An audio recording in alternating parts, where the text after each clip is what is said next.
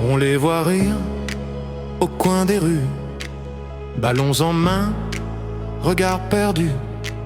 Ça paraît simple, presque banal, un jeu de plus dans le décor social. On se dit que ça passe, que c'est léger, que ce n'est pas pire que ce qu'on connaît. Mais derrière ces scènes familières, le corps encaisse même dans la lumière. Entre ce qu'ils disent, ce qu'ils ressentent et ce que le cerveau prend vraiment, il y a souvent un écart silencieux, invisible, mais bien réel pour eux.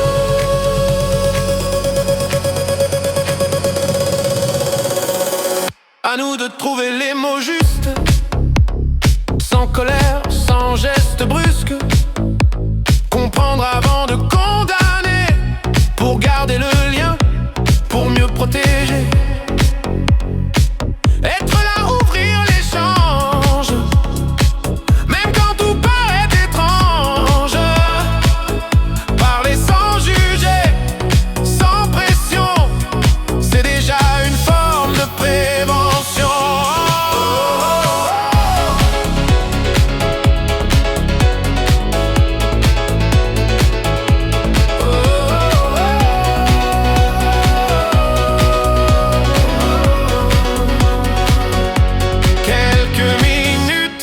D'euphorie, mais l'équilibre parfois vacille.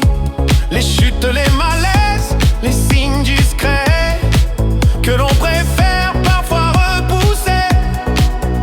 Quand l'usage devient plus fréquent, quand les quantités augmentent lentement, le contrôle glisse sans prévenir et le risque s'installe sans bruit.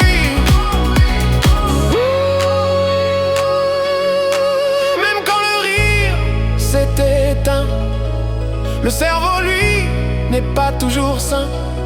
Au volant, dans les gestes du quotidien, les effets peuvent durer plus loin. À nous de trouver les mots justes, sans menace, sans discours trop brusque. Exprimer l'inquiétude, pas l'interdit. C'est souvent là que le dialogue vit.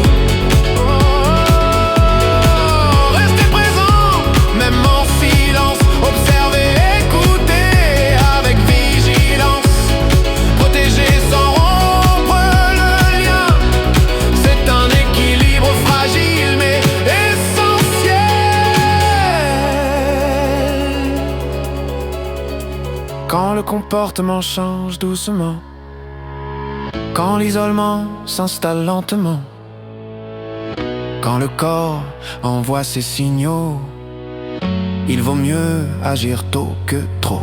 Il existe des lieux pour en parler, sans jugement, en toute confidentialité. Demander de l'aide, ce n'est pas céder, c'est refuser de laisser la situation s'aggraver.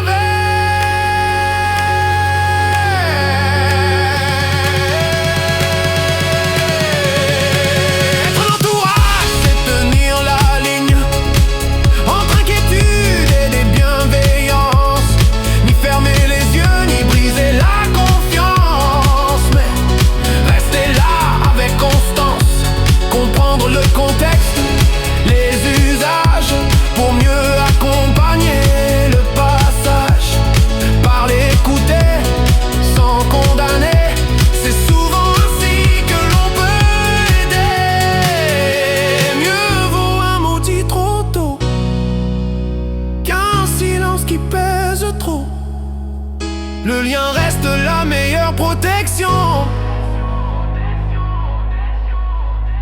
Quand on choisit la compréhension.